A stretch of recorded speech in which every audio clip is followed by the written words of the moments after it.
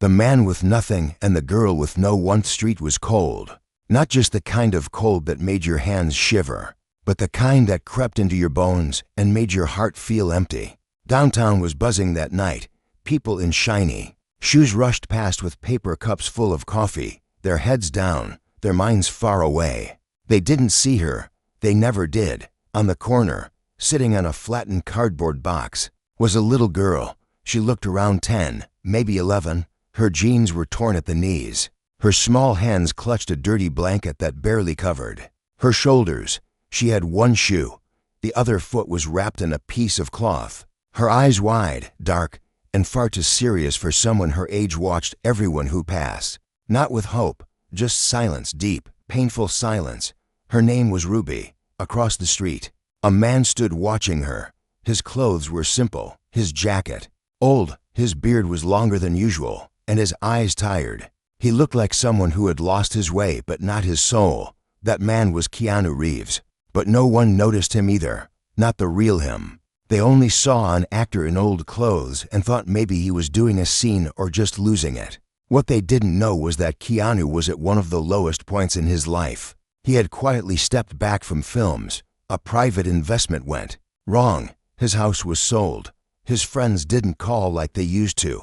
He never told the media, never asked for help.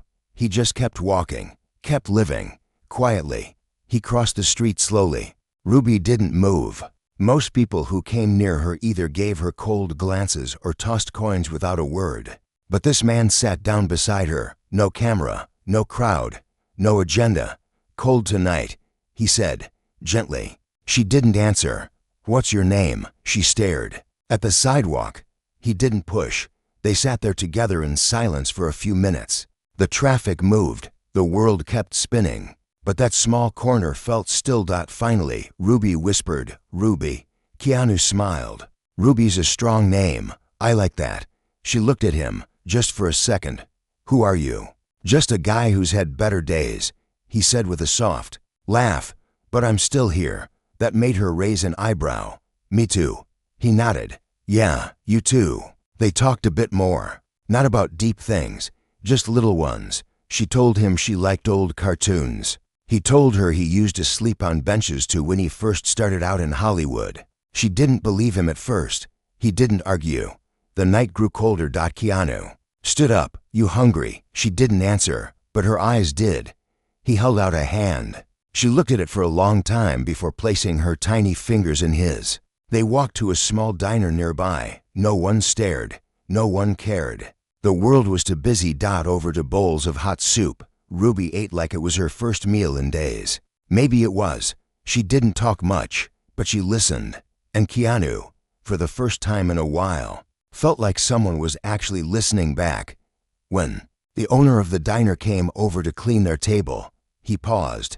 Keanu, is that you? Keanu smiled softly. Yeah, just passing through. The owner lowered his voice. You okay, man? You don't look like you used to. I'm fine. Thanks. The owner left them alone. Ruby stared at him. Are you famous? Keanu laughed. Used to be.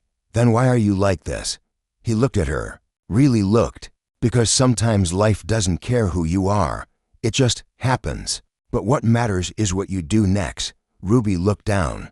They said I was too much trouble. That's why my aunt left me at the shelter. But the shelter closed. And now no one wants me. Keanu felt something deep twist in his chest. Not pity. Not charity. Something else. Something real. They left the diner and walked slowly down the street. Where do you sleep? He asked. Anywhere. She shrugged. I know which benches are safe, which alleys are quiet. Keanu didn't say anything, but he made a choice. That moment, he took her to a small place he had been staying in. Not a mansion, just a rented back room above a bookstore. One bed, a little kitchen, not much, but it was warm. She stood at the door and looked at him, unsure. You can stay here. Tonight, he said. I'll sleep on the floor. You don't even know me, she whispered. I don't need to, he replied. I just know you don't deserve to sleep outside tonight.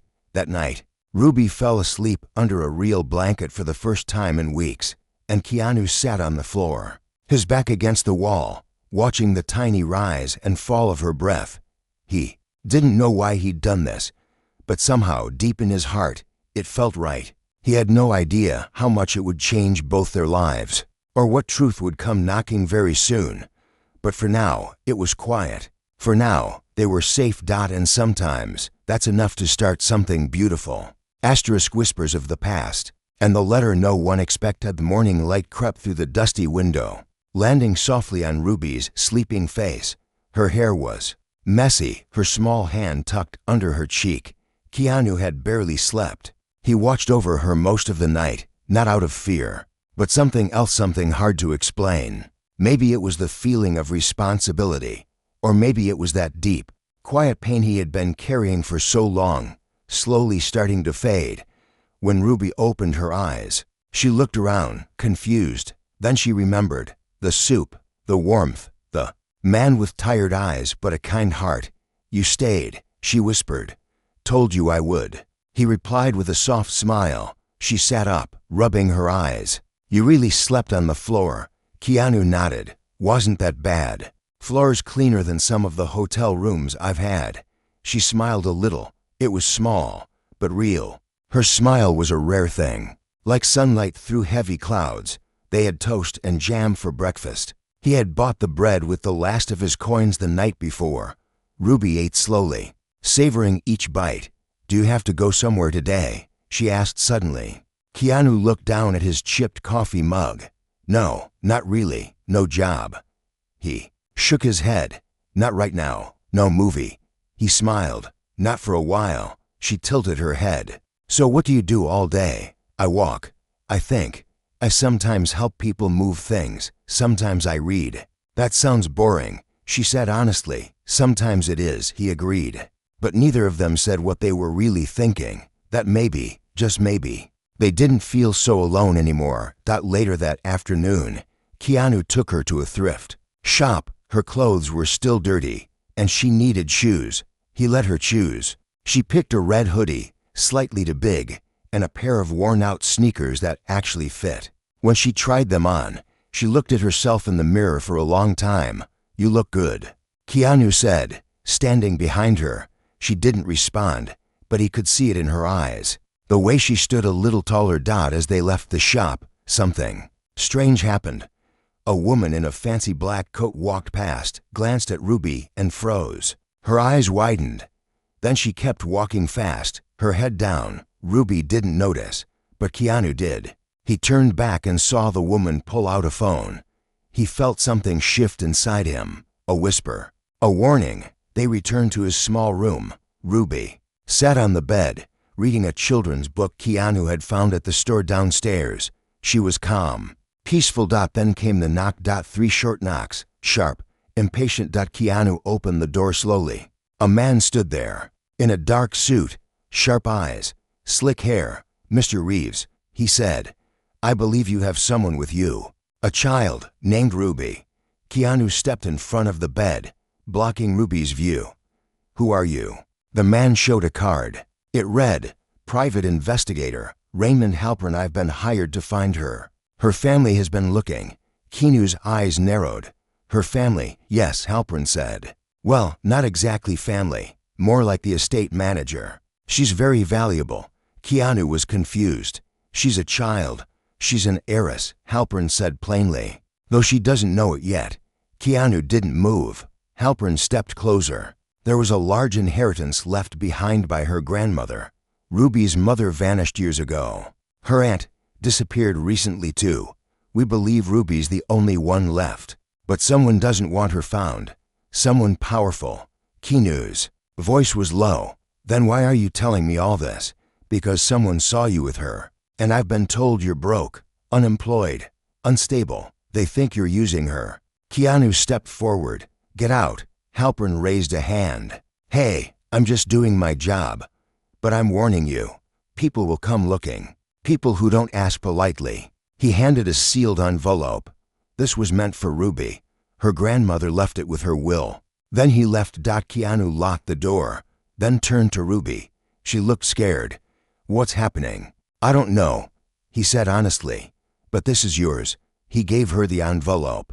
She opened it slowly, carefully. Inside was a letter, handwritten in soft, delicate words. My dear Ruby, if you ever read this, it means life has not been kind to you. And for that, I'm sorry. I wish I could hold you one more time. But no. You are not forgotten. You are loved, and everything I built, everything I own is yours. Not for the money, but for your name, for your heart. Stay strong, little one, and find someone kind, someone good, someone who will protect your soul, not your wealth. Love, Grandma Evelyn. Ruby's hands shook. Tears slid down her cheeks. She didn't say a word. Keanu sat beside her. He didn't touch the letter.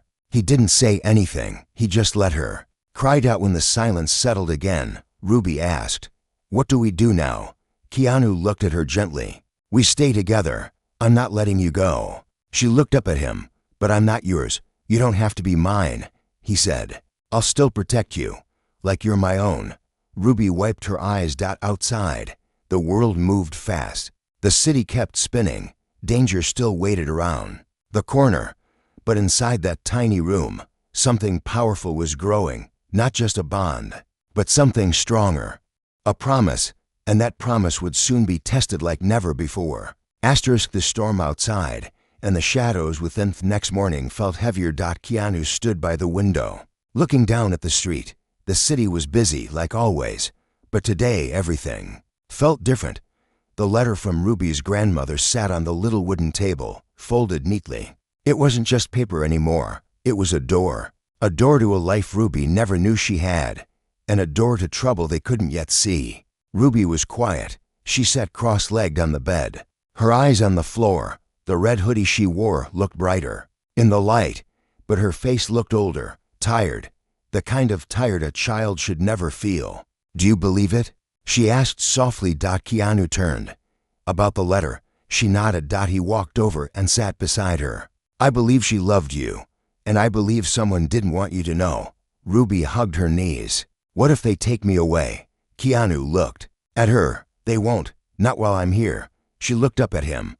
"But you don't have money or power. How can you fight them?" Keanu didn't answer at first. Then he said, with truth and kindness, "And if that doesn't work, I'll find another way." She smiled a little, but her eyes still held fear. That afternoon, they went to the local library. Keanu wanted to understand what kind of legal mess they were in. He asked about the estate, about missing heirs, about guardianship. Ruby walked with him, quietly, holding his hand tighter than before. At the front desk, a young librarian with curly hair noticed them. Her name tag said Melissa. She looked at Keanu, then at Ruby. "She's adorable." Melissa smiled. "Your daughter?" Keanu hesitated, then said, "Something like that." Melissa handed him a stack of books and some printed legal guides. "If you need more help, let me know. My cousin works in family law." Keanu nodded, thankful. They spent hours reading. Ruby sat beside him, flipping through a picture book, but her eyes kept drifting back to the big pages he was reading.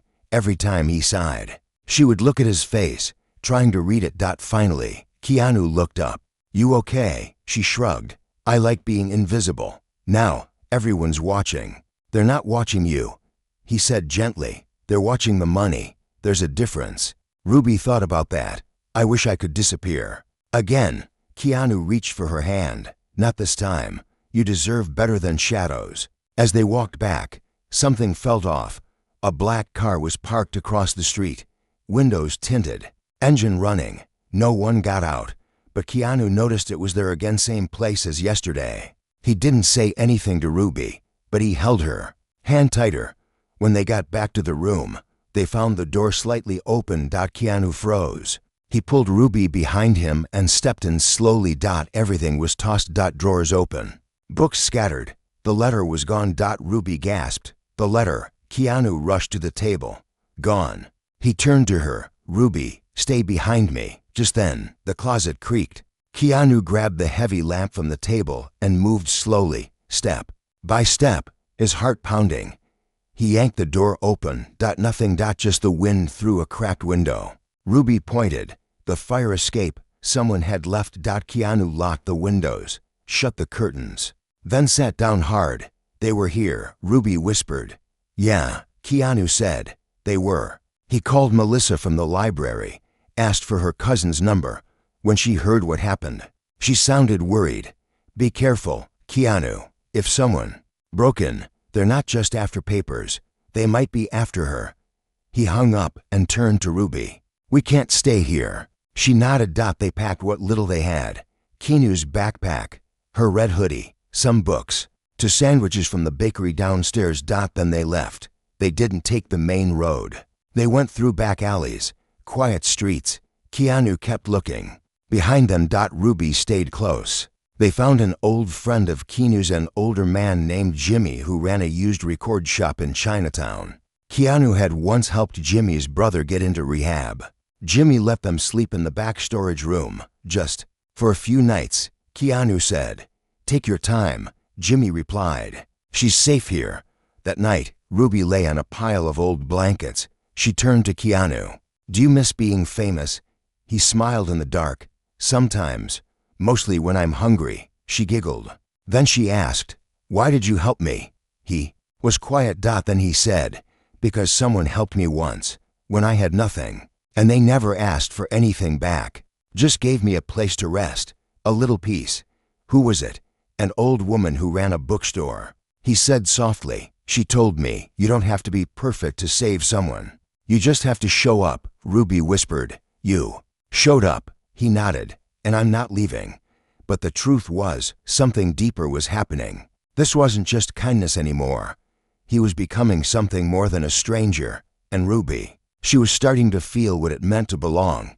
But outside the door, danger was growing. The people after Ruby weren't done. And they had one goal: make sure the truth never came out. The secret room, and the name they feared tapped gently against the metal roof of the record shop. Inside the small back room, Keanu sat beside a cracked radio, trying to stay awake. Ruby was curled up beneath a thick coat, sleeping soundly for the first time in days. Jimmy had brought them warm tea and crackers before locking up the shop. The old man didn't ask too many questions. He could tell by Keanu's eyes that this wasn't just a favor, it was something deeper. Keanu stared at the letter. Not the original, it had been stolen, but he had read it enough times to remember every word. Her grandmother's handwriting had felt like love on paper, and now that letter was gone, taken by people who didn't want Ruby to know the truth. The next morning, they moved again. Jimmy gave them a key to an old basement under an unused art studio. It was dusty, quiet, and hidden from the main street. Keanu spent most of the day wiping down the shelves and building a bed out of old cushions. Ruby helped, laughing as they turned it into a kind of fort. They were safe again. But Keanu knew it wouldn't last. That night, Ruby found a little wooden chest buried behind some boxes. It was old, covered in cobwebs, with brass corners and a tiny lock. "Can I open it?" she asked. Keanu checked it first, then nodded. "Go ahead." Ruby used a bent spoon to pop the lock. Inside were faded photographs, an old journal, and something strange, an envelope with her name on it. Not written by her grandmother, but someone else. She looked up. "It says Ruby Jade Reynolds." Keanu blinked. "Jade Reynolds?" He took the envelope and stared at the name. "That was Evelyn's last name," Ruby whispered. "My grandma." He opened the letter. Inside was another note, shorter, sharper. "You were never supposed to find this. If you're reading this, it means the secret is out. Be careful. Jade is a name that carries danger and power. Not everyone wants you to have it. Burn this if you want to stay safe." Ruby looked scared. "Who wrote that?" Keanu looked closer. There was no name, just a symbol, an old stamp that looked like a lion wrapped around a crown. He stood up, pacing. "I've seen this before." Ruby watched him. "Where?" "In a meeting, years ago," he said slowly. "A producer once showed it to me when we were working on a script based on a real estate empire. He said the Reynolds estate owned more land than most small countries, but they were quiet, private, hidden." Ruby's eyes widened. "So, I'm not just an heiress. You might be one of the last Reynolds alive," Keanu said. They sat in silence for a long moment. Then Keanu whispered, "We need to prove who you are before someone else erases you completely." Ruby thought for a moment. My grandma had a friend, an old woman named Mrs. Caroline. She gave me chocolate once. She used to wear long green dresses and always smelled like flowers. Keanu leaned forward. Where did she live? I think, near the park, past the red gate. I remember the birds. Keanu stood up. We're going. If she's still there, she might be the only one who can tell the truth. The next morning, they took a bus to the edge of the city. Ruby guided him down broken sidewalks and past empty benches. Finally, they reached the gate. Old, rusty, half-bent but still red. She led him through a small path lined with trees. There. It was a tiny blue house with bird feeders hanging from the porch. Wind chimes danced in the air. Keanu knocked. A soft voice answered. Coming. The door opened. An old woman stood there. Her white hair was pulled back in a bun, and her eyes were sharp, even behind thick glasses. Ruby, she whispered. Ruby ran into her arms. I missed you. The woman hugged her tightly, tears in her eyes. My flower child. They told me you vanished. Keanu stepped back to give them space. After a while, they sat inside. Caroline poured tea and handed Ruby a plate of biscuits. Then she turned to Keanu. You're the one who saved her. He nodded. Just trying to keep her safe. Caroline looked serious. You don't know what you've stepped into. Keanu sighed. I'm starting to understand. Caroline leaned closer. Ruby's father was a powerful man. Too powerful. He died before she was born. Some say it was an accident. Others say it wasn't. When Evelyn tried to claim the estate in Ruby's name, the board rejected her. Then Evelyn died. Quickly, quietly. Just like that. Keanu frowned. So who owns the estate now? Caroline's voice dropped. A man named Wilbur Frost. Evelyn never trusted him. He wanted Ruby gone, erased, because if Ruby returned, she could claim it all, and if you've been followed, he knows she's alive. Ruby looked down. I don't want to be rich, I just want to be safe. Caroline touched her hand. Your grandmother didn't want you to carry power. She wanted you to carry her heart. Caroline handed Keanu an old photo album. Inside were pictures Ruby as a baby in Evelyn's arms, a birth certificate, and a hidden file at the back. This is everything, Caroline whispered. Enough to prove who she is, if you're brave. Enough to use it. Keanu closed the file. We are. But outside, near the trees, a black car watched from a distance, and inside it, a man made a call. She's alive. And she's not alone. Asterisk the trap, the truth, and the choice. Night came fast. Caroline's little blue house was warm and filled with soft light. But Keanu couldn't shake the feeling that someone was watching. He made sure every door and window was locked, then pulled a chair to the front door and sat down. Just to be safe, Ruby was asleep in the guest room. Caroline gave her a soft quilt and read to her from a book about butterflies. For the first time in a while, Ruby fell asleep without fear. Her breathing was calm, her hands relaxed, but danger was still close, too close. Keanu looked through the file Caroline gave him. It had everything: birth records, old letters from Evelyn, legal papers, even a photo of Ruby's father with a note on the back. Protect her, no matter what. The signature underneath made Keanu freeze. Wait a second, he whispered. Caroline looked up. You see it, don't you? He nodded. Her father was Elias Stone. I met him once years ago. He ran a tech company, very private, no interviews. I had no idea he had a child. He kept it quiet for Ruby's safety, Caroline said. But when he died, everything changed. Frost moved in, pretending to protect the estate. Instead, he took control and erased Ruby from the records. And now, he wants her gone, forever. Keanu stood up, pacing the room. We have to expose him, not just hide. Hiding won't keep her safe forever.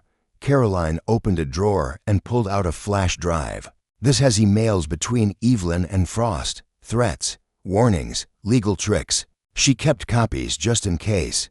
I didn't know if it would ever matter.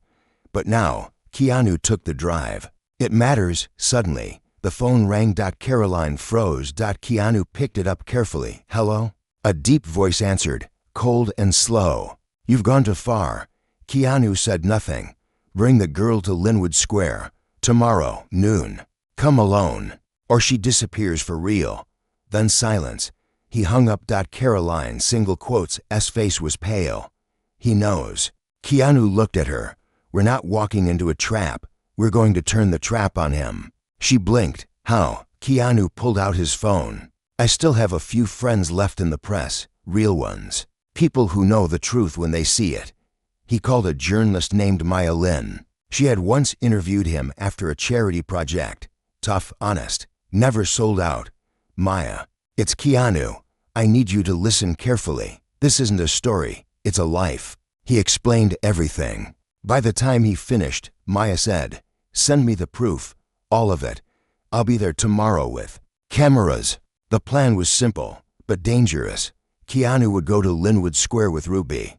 They would pretend to follow the threat, but Maya would be there, hiding in plain sight. Her crew would film everything. The documents would be uploaded to a cloud drive, safe and ready to release. If Frost showed up, the truth would finally come out. If he didn't, they'd still win. The next morning was quiet. Too quiet. Ruby wore her red hoodie. Keanu held her hand tightly. They walked to Linwood Square. Slowly. It was an open space with an old fountain in the center. Birds flew above. Children played nearby. It looked like a normal day, but Keanu could feel it. Danger was close. Maya sat on a bench, pretending to read a newspaper. Her crew scattered around, hidden behind trees and parked cars. Cameras ready. Keanu and Ruby reached the fountain. They waited. Then a black car pulled up. Frost stepped out. Tall, gray suit, thin smile. His eyes were cold. He walked slowly toward them, hands behind his back. Mr. Reeves, he said, you've made quite a mess. Keanu didn't move. She's not yours. Frost's smile grew. Everything about her belongs to me. The estate, the records, even her past. Ruby stepped behind Keanu, shaking. Frost looked at her. Hello, Jade. Keanu stepped forward. Don't call her that. Why not? Frost asked. It's her name. The name. That threatens everything. But it can be fixed. One signature. She gives it all up, walks away, and she'll never be bothered again. Keanu narrowed his eyes. What if she doesn't? Frost shrugged. Then she disappears. Keanu said nothing. Maya stood up. That's enough, she said, loud and clear. Cameras rolled. Frost blinked. Confused. Maya walked forward. This meeting is being recorded, and everything you've said is now public. The documents are uploaded. Your threats are documented. Your face is now known. Good luck hiding.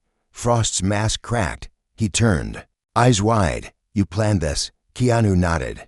You should have known better than to threaten a child in front of a camera. Frost stepped back. You'll regret this, Maya replied. You will. Police cars pulled up. Someone had tipped them off. Maybe Maya. Maybe someone else. Either way, Frost was surrounded. He didn't fight, just stood there, frozen as officers moved in. Ruby clutched Keanu's hand. What now? She whispered. Keanu knelt beside her. Now, we breathe. For the first time in weeks, she smiled. Maya came over. The world knows the truth now. The estate will have to answer. And you, Ruby, are free. Caroline arrived moments later, tears in her eyes. Ruby ran to her and hugged her tight. Keanu stood back, watching quietly. He had kept his promise, but deep down, something new was growing in his heart. Not just responsibility. Love. Real, unconditional love, and Ruby felt it too. They weren't strangers anymore. They were becoming a family. Her last name was never the reason weeks passed. The city had moved on, but the news didn't forget. Headlines called Ruby the secret heiress and the girl who outsmarted a billionaire. Photos of her holding Keanu's hand at Linwood Square were everywhere. People online called him a hero. Some said it was a stunt. Others said it was fake. But Keanu didn't care what they said, and Ruby didn't either. They were back in Caroline's little house. Quiet mornings, slow breakfasts, books in the afternoon. The world outside could spin however it wanted. In here, time moved gently. Keanu had received offers, talk shows, interviews, even film deals about what happened. He turned them all down, not because he was ashamed, but because he had found something better than fame. Peace. Ruby had been officially declared the rightful heir to the Reynolds estate. The court had ruled in her favor after the documents were verified, and Frost's threats were exposed. He was being investigated for fraud, coercion, and multiple attempts to falsify legal records.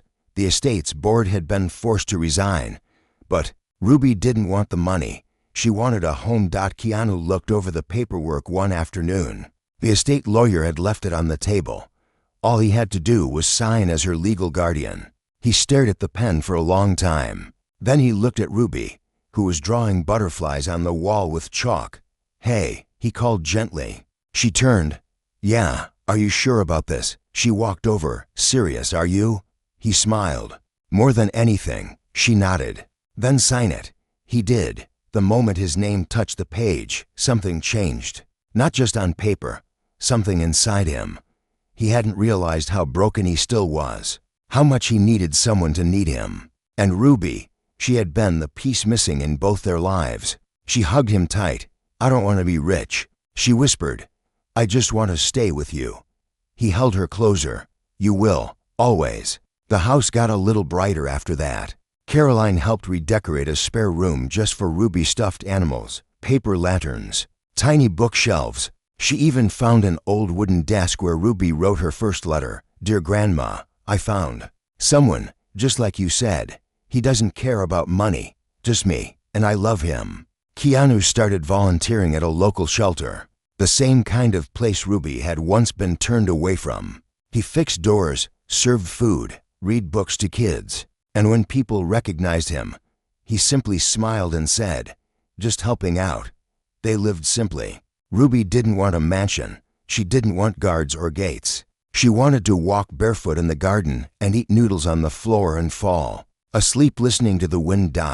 And that's exactly what she got. One day, a reporter found them again. She was polite, gentle. Double quotes Ruby. "Do you feel different now that everyone knows you're a Reynolds?" Ruby looked up, thoughtful. Then she said, "My last name doesn't matter. Keanu gave me a new one." The reporter smiled. "What is it?" "Family." The article went viral, but not because of the money or the court drama. It went viral because of what Ruby said next. People laughed at him when they thought he had nothing. "But he gave me everything." The world paused. And then it listened. Donations poured into shelters. Kids found homes. Volunteers signed up. People remembered that kindness didn't need a price tag. Keanu and Ruby watched it all quietly from their little porch, sipping tea. "You ever think about going back to Hollywood?" Ruby asked. He laughed. "Nah, I've got the best role of my life right here." She grinned. "What's that?" "Being your dad." She nodded. "You're pretty good at it.